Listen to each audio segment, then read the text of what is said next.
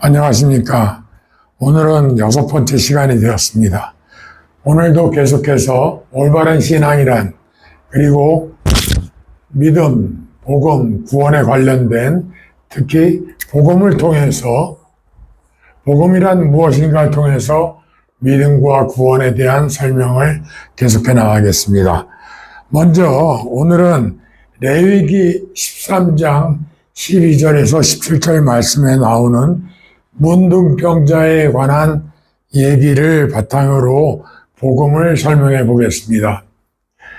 레위기 13장 12절에는 죄송합니다. 문둥병자에 대한 얘기들이 13장 14절에는 계속 문둥병자들에 대한 얘기가 나옵니다.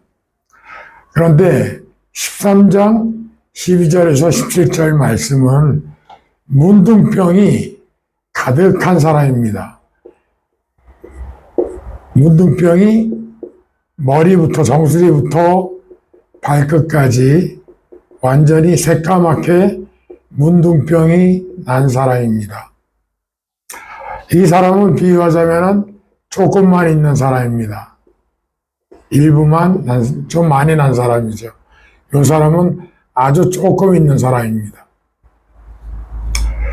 자, 우리 모두는 사실 문둥병자와 같습니다.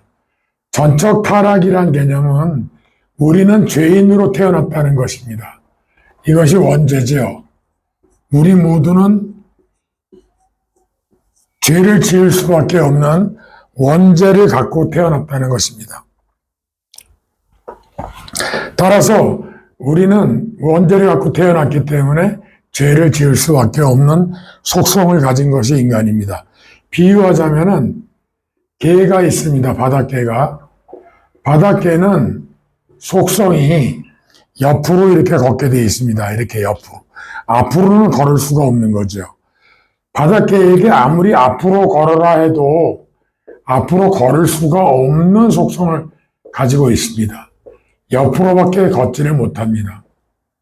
이처럼 원죄를 갖고 태어난 모든 인류는 죄를 지을 수밖에 없는 속성을 가지고 태어났다는 의미입니다. 죄를 지을 수밖에 없는 속성. 따라서 아무리 죄를 짓지 않으려 해도 우리는 이렇게 죄를 안고 태어났습니다. 그래서 죄를 지을 수밖에 없습니다. 그러면 갓 태어난 사람들에게는 죄 지은 게 별로 없는 것 같죠? 비유하자면 문둥병자들이 이렇습니다. 문둥병자가 생각할 때, 나는 요만큼밖에 문둥병이 없어. 나는 곧 나을 거야. 열심히 하면은 나는 병이 치료돼서 깨끗해질 거야. 라고 생각하고 자신은 열심히 노력을 합니다. 그런데 아무리 노력을 해도 조금씩 더 생깁니다.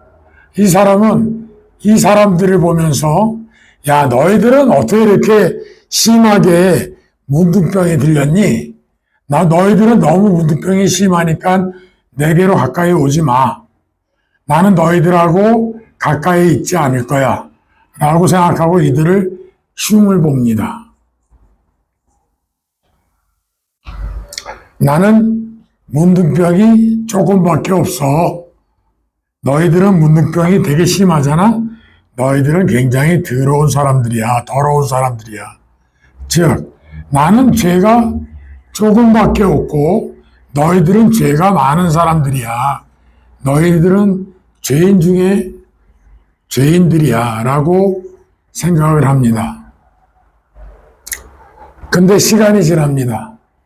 시간이 지나니까 자기에게도 문둥병이 점점 많아집니다. 아무리 고치려고 노력을 해도 자기는 자기에게도 점점 늘어나서 이러한 사람이 됩니다. 이 사람은 아직도 희망을 가지고 있습니다. 이 사람은 아직도 나는 나을 수 있어.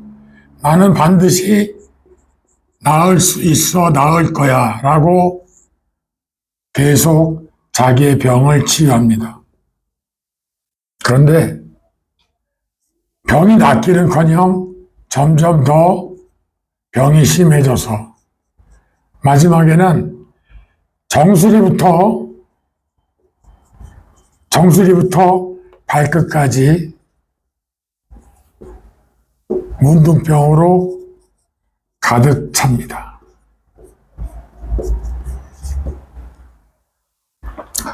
이 사람은 문둥병이 조금밖에 없고, 이 사람은 아주 많고, 이 사람은 꽉 찼습니다.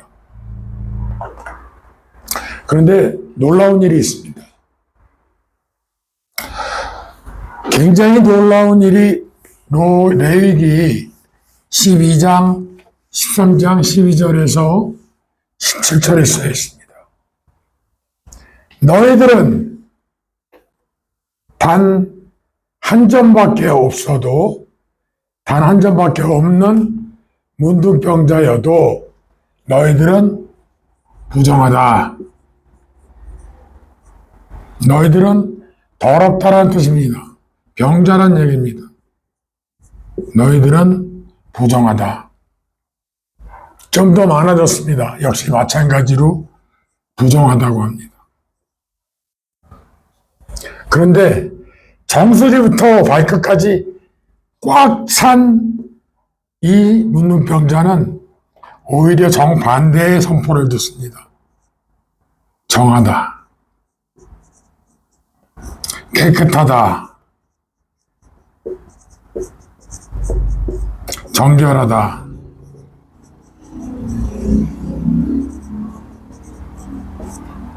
놀랍지 않습니까?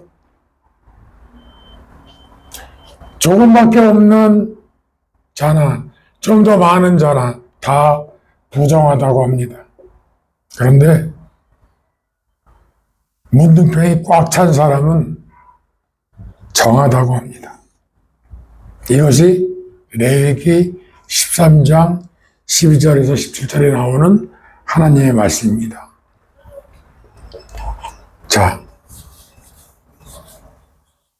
이것을 한번 죄로 바꿔보겠습니다.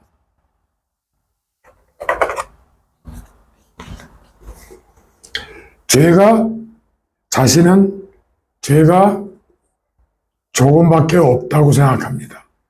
이 사람은 죄가 좀 많다라고 생각합니다. 이 사람은 죄가 꽉 찼습니다. 죄가 꽉 찼습니다.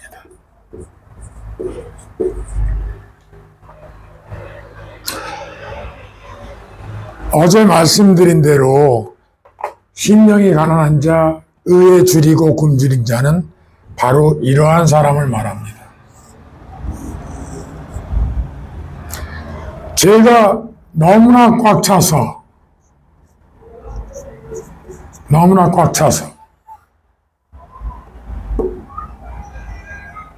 마음이 가난하고 의에 줄이고 목마른 자입니다. 하나님께서는 놀랍게도 이 사람을 정하다고 합니다. 이 사람은 애시당초 이 자리에 있었습니다. 이 사람과 똑같은 상태에서 점점 변하여 이 상태까지 왔습니다. 이 상태에서는 문둥병이 꽉 찼을 때 완전한 내 인생은 고칠 수 없구나. 이 상태까지만 해도 희망이 있었습니다. 나는 나을 수 있을 거야. 나았도록 열심히 노력해보자 라는 희망이 있었을 겁니다. 근데 이 사람은 더 이상 단 한 점의 희망도 없습니다. 완전한 절망에 빠진 자입니다. 나는 죄가 가득해.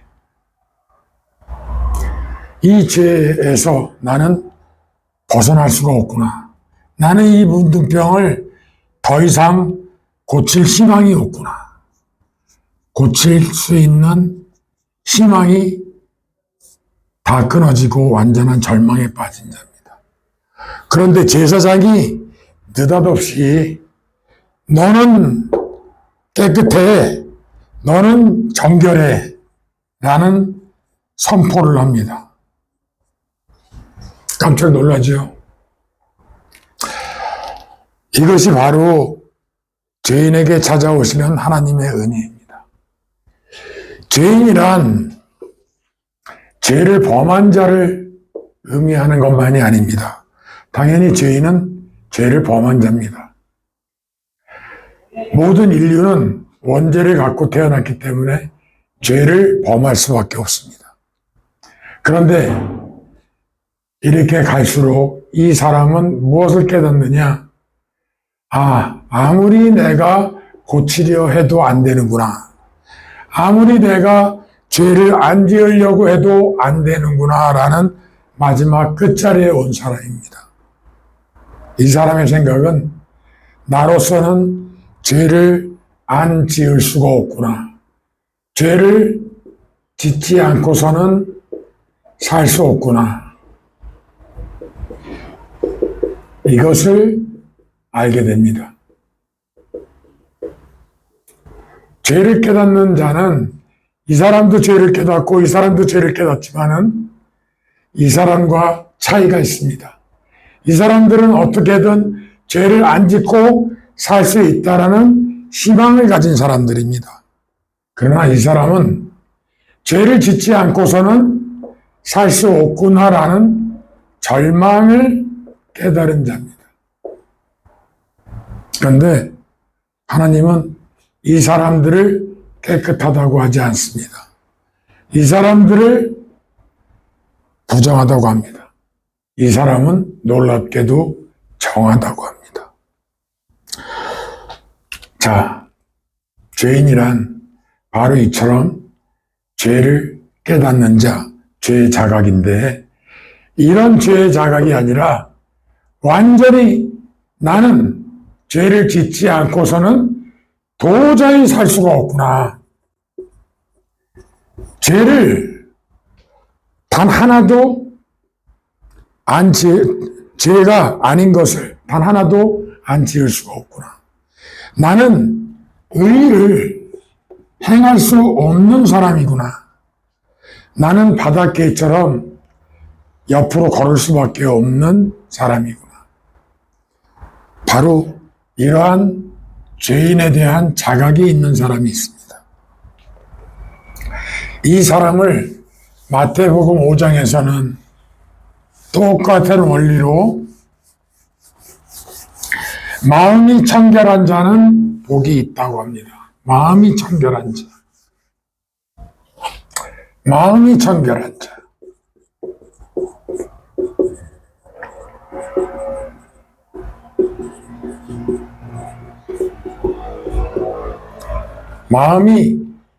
앞서서는 마음이 가난한 자였는데 이제는 마음이 청결한 자입니다. 마음이 청결한 자와 마음이 가난한 자.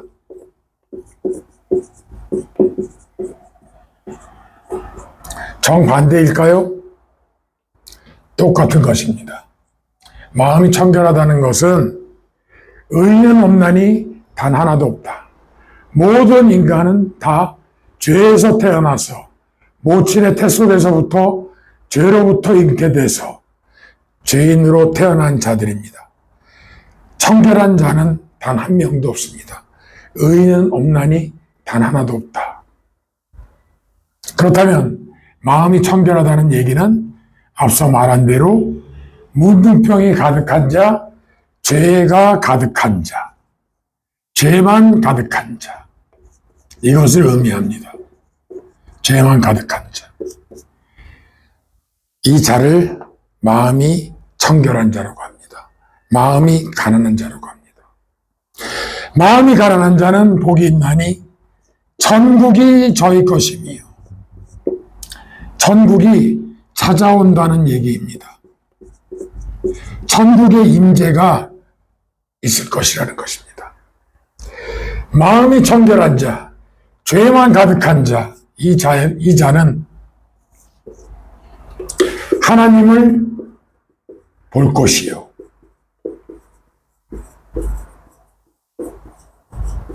하나님을 볼 것이요. 하나님께서 이 자에게 찾아오신다는 의미입니다. 앞서 말씀드렸다시피 하나님께서 찾아오셔서 만나 주셔야 우리는 믿음과 회개가 시작된다고 했습니다. 이것을 전적 은혜라고 했습니다. 찾아오심이 전적 은혜고 이 결과로 얻게 되는 것이 믿음이라고 했습니다. 그래서 전적 은혜로 말미암는 믿음이라고 했습니다. 회개는 믿는 자에게 하는 거기 때문에 믿음과 회개는 동전의 양면 같은 성격을 가지고 있습니다. 이 마음이 가난한 자에게 하나님께서 찾아오십니다. 이것이 하나님과의 만남이고 믿음의 시작입니다. 이것을 겪어보지 않은 자들은 전적 타락과 전적 은혜를 도저히 이해할 수가 없습니다.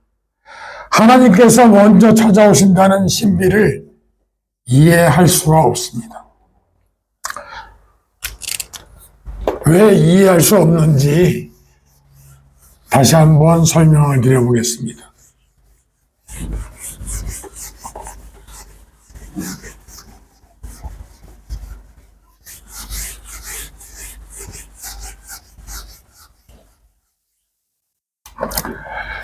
전적 은혜의 반대말이 자유의지라고 말씀드렸습니다. 자유의지는 자기 자신이 믿기 시작하는 것입니다. 시작하는 믿음입니다.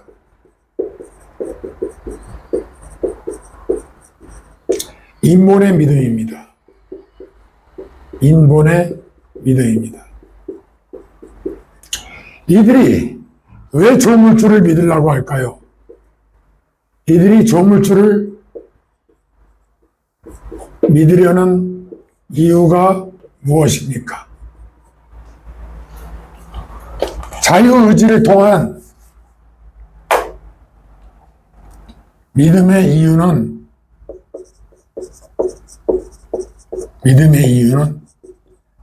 한 가지입니다. 무엇입니까? 자신의 소원 성취입니다.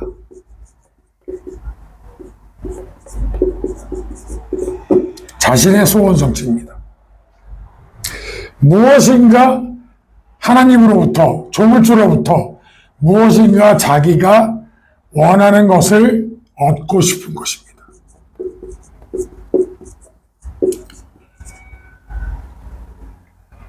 무엇을 얻고 싶을까요? 죄사함, 재물, 건강, 자식, 명예. 조물주를 믿으려는 이유는 자신이 원하는 그 어떤 것인가를 영생, 불로장생, 그 어떤 것인가를 얻고 싶으면서 믿음이 시작됩니다. 그러면 이들은 조물주에게 부탁하는 것입니다. 하나님, 내가 하나님을 믿어드릴 테니까, 내가 하나님을 믿을 테니 하나님은 내게 내 소원을 들어주세요. 내가 하나님을 믿을 테니 무언가 내 소원을 들어주세요.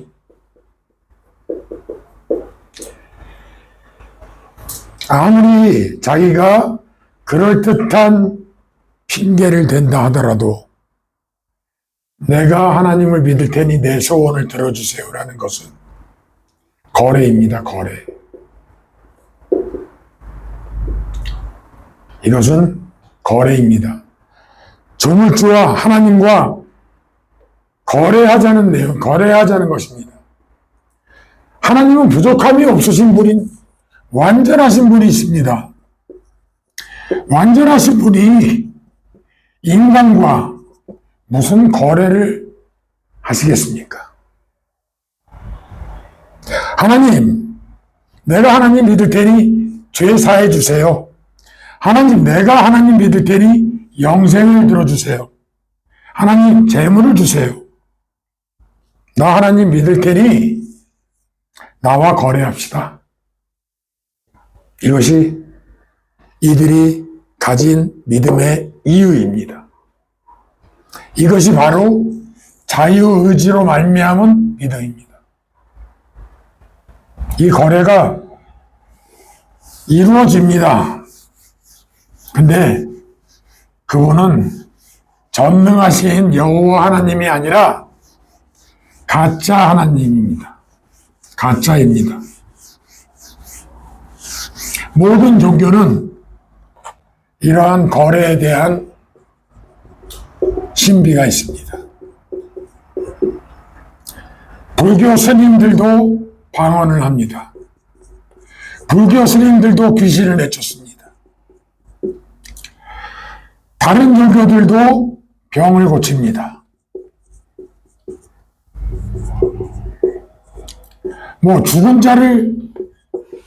죽은 자를 다시 살릴 수도 있을 것입니다. 온갖 이적이 다 있습니다. 이것은 모든 종교의 공통점입니다. 그러면 이러한 이적이 일어났으면 전부 다 이것이 여호와 하나님의 일입니까? 아닙니다.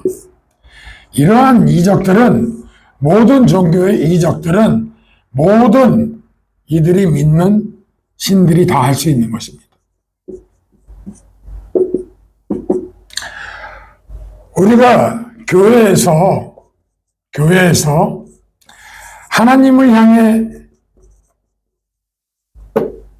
이러한 거래를 했어도 마찬가지로 신비한 이적이 일어납니다. 그러면 그것은 하나님 교회에서 한 것이니까 이것은 하나님의 일입니까? 아닙니다. 아닐 수도 있는 것입니다. 광명의 천사처럼 마귀가 광명의 천사처럼 이러한 거래를 성사시킬 수도 있는 것입니다. 따라서 방언과 귀신, 병고침 이런 일들이 일어났다고 해서 이 모든 것이 성령의 은사다 그렇게 확신할 수 있는 것은 없습니다. 이것은 성령의 은사가 아니라 바로 이 모든 종교의 신, 우리는 이거를 우상이라고 합니다. 이 우상이 이러한 가짜 성령의 은사처럼 가짜 이적을 일으킬 수도 있는 것입니다. 자, 우리가 이들이 믿는 믿음이 이러한 거래를 통한 하나님과 거래를 하자는 그들의 이유가 올바른 믿음으로 갈 수 있겠습니까? 하나님께서 이러한 자유의지를 가진 이러한 자들이 거래하고자 하는 믿음을 받아주시겠습니까? 하나님이 무엇이 부족해서 이것을 받아주시겠습니까? 하나님은 앞서도 말씀드렸다시피 쫓아내셨습니다. 다시는 못 들어오게 쫓아내셨습니다. 죽으라고 쫓아내셨습니다. 하나님의 약속은 죽으라는 것입니다. 너희들 죽어라입니다. 그리고 죽어서 지옥 가라입니다. 이렇게 무자비하신 하나님이십니다. 이렇게 무서우신 하나님이십니다. 이 약속을 반드시 지키시는 하나님이십니다. 그런데 하나님은 여기서 지켜보십니다.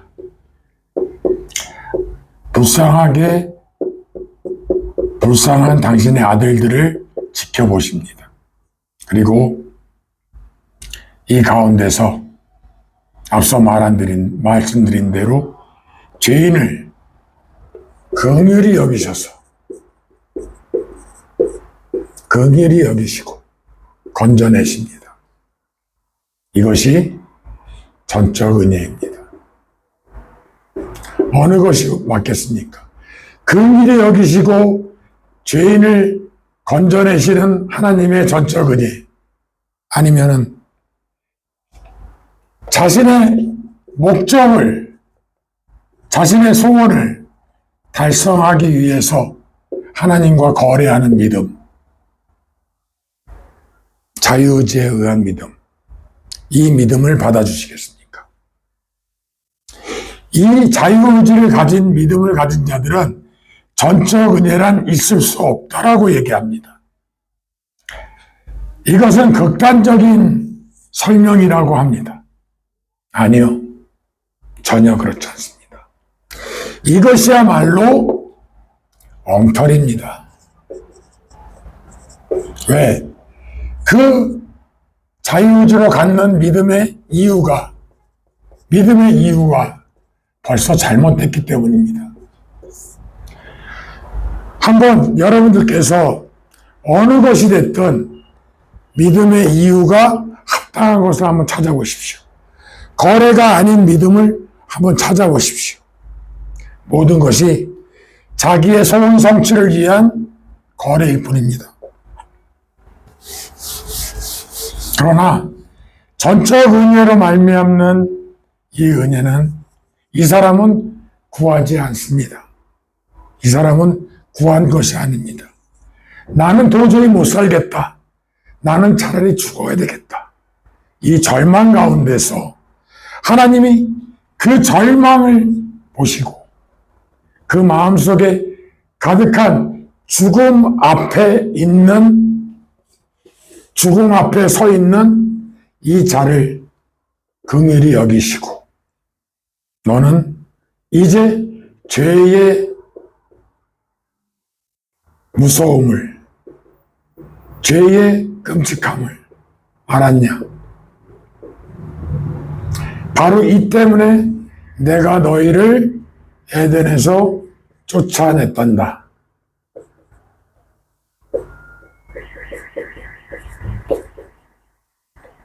자, 이것이 바로 전적 은혜입니다. 이것을 경험해보지 못한 자들은 자유의지를 강조합니다. 자유의지를 통한 믿음에서 이들도 신비를 얻습니다. 자기 소원 성취를 받습니다. 자기 소원 성취를 얻습니다. 그러니 더욱더 하나님과 거래를 하게 됩니다. 하나님, 이번에는 내가 헌금을 많이 했으니까, 하나님, 이번에는 내가 새벽 기도를 열심히 다닐 테니까, 하나님, 이번에는 성경을 많이 읽을 테니까, 하나님, 이번에는 내가 무엇을 할 테니, 하나님, 내게 복 주세요. 내가 하나님께 무엇인가 할 테니, 내게 내 소원을 또 들어주세요.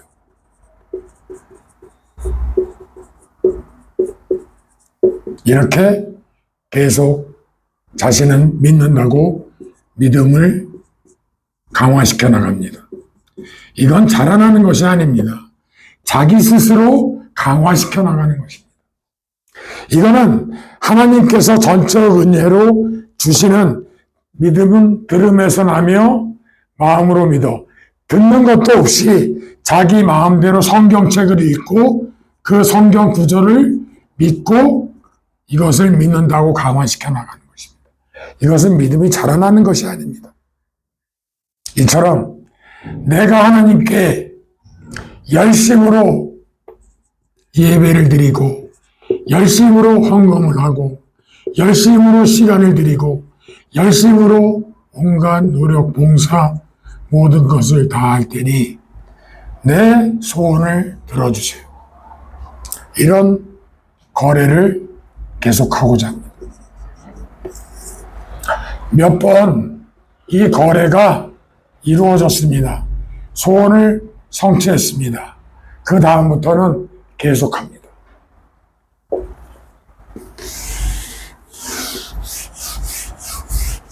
좀 잘못된 비유일 수도 있는데, 좀 지나친 비유일 수도 있습니다만, 제 수준이 그거밖에 안 되니까 이해해 주십시오. 모두는 아닐 테고요. 대부분의 사람들이 도박을 처음 하면은 단다고 합니다. 돈을 단다고 합니다. 거의 대부분의 사람들이 도박을 처음 하게 되면은 돈을 딴다고 합니다. 이것을 악마의 유혹이라고 합니다. 처음 돈을 따보니까 너무 쉽거든요. 아, 돈을 이렇게 쉽게 벌 수 있네.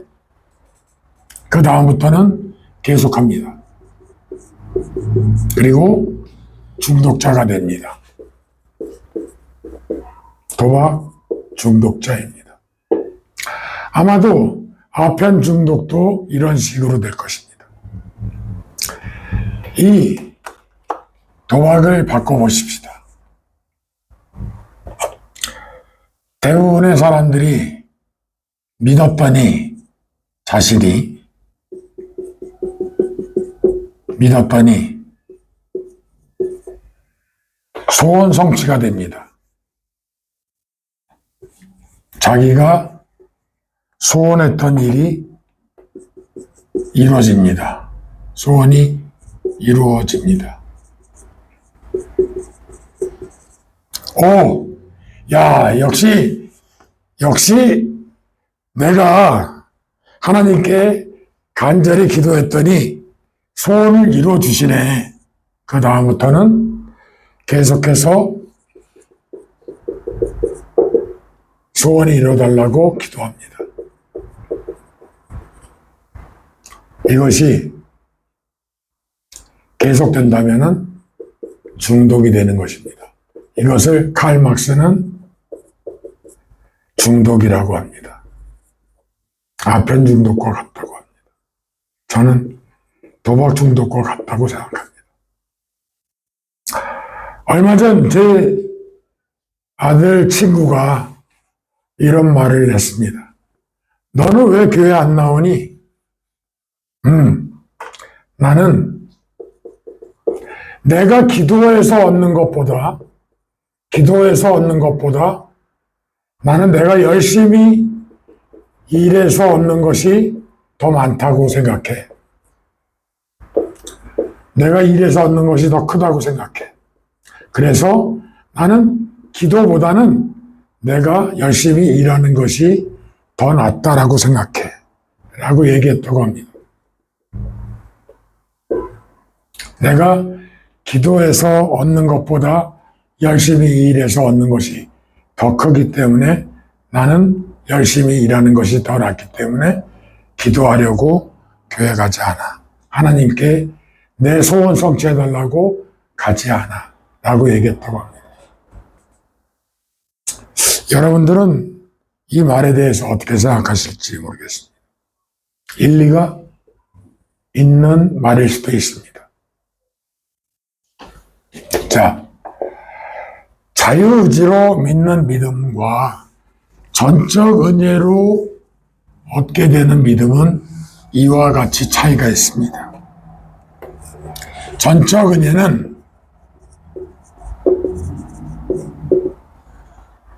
나는 차라리 죽는 것이 나은 죽을 수밖에 없는 죄인이라는 말을 많이 씁니다. 죽을 수밖에 없는 죄인.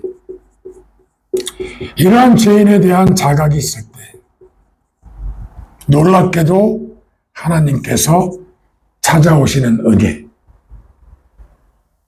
이렇게 시작되는 것이 장로교입니다. 이것이 개혁주의의 올바른 신앙입니다. 이것과 자유의지로 내가 하나님을 믿자. 내가 하나님을 믿자. 왜 믿습니까? 내가 왜 하나님을 믿습니까? 하나님을 믿으려는 이유가 무엇입니까?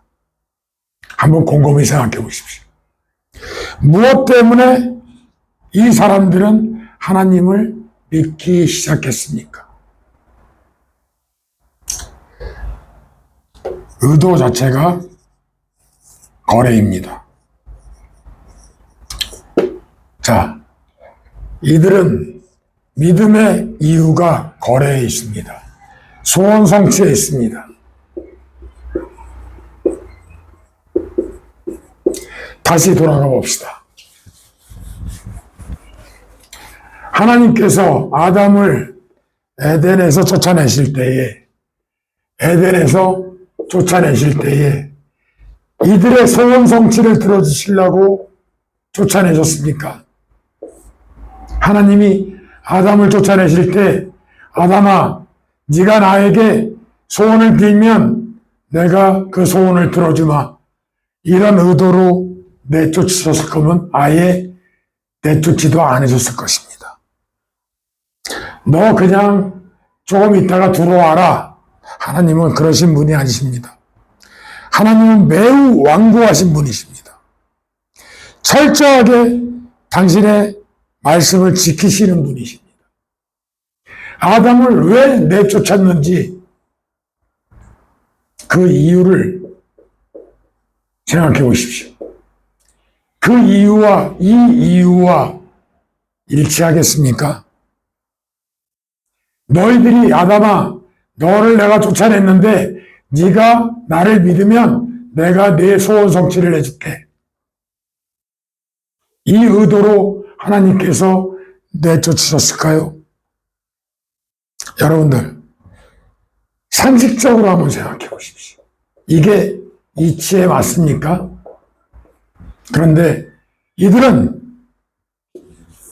계속해서 이것이 맞다라고 얘기합니다. 이들은 이런 표현 써서 죄송합니다만 제정신이 아닙니다. 이건 제정신이 아니라 망상입니다. 망상. 이치에 안 맞는 것을, 이치에 맞지 않는 것을 계속 붙잡고 믿는 것은 망상입니다. 하나님께서 죄졌다고, 불순종하고 불신했다고 내쫓았는데 니네들이 이제 나를 믿어라? 그러면 내가 니네들 소원 성취해주나? 이런 거 아닙니다. 이들은 거기다가 예수님까지 붙여줍니다. 아, 우리의 죄를 용서하시기 위해서 예수님을 보내셨잖아요. 이것도 아닙니다. 성경은 이렇게 써 있지 않습니다. 하나님께서 먼저 선택하셔서 예수 그리스도께 보내셔서 영원한 생명을 얻게 하십니다. 아담도 얻지 못했던 영원한 생명, 예수 그리스도를 통해서 얻게 하시는데 이 아담이 여기서 이 죄인의 상태에서 예수를 믿으면 영원한 생명을 주시겠습니까? 이치에 전혀 맞지 않는 것입니다. 한번 곰곰이 생각해 보십시오.